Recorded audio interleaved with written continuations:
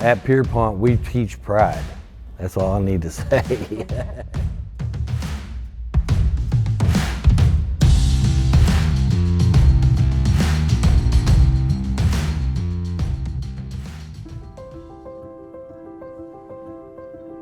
The welding industry looks really bright right now. Over the next year, they're going to need over 460,000 welders in the U.S. alone.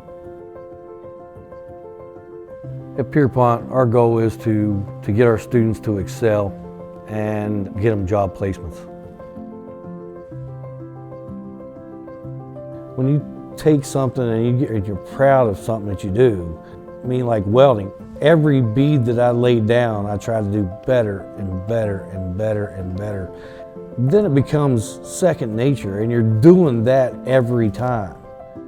I strive to be the best I could be, which I'm going to push that right on to my students. Pride has a lot to do with it. If you come to my class, that's what you're going to learn is pride. The new generation of welders that want to come out and try, please do. I want you to be here so I can teach you how to go out and be a finish welder or a structural welder, pipeline welder. I don't care what you want to be, we can get you in there.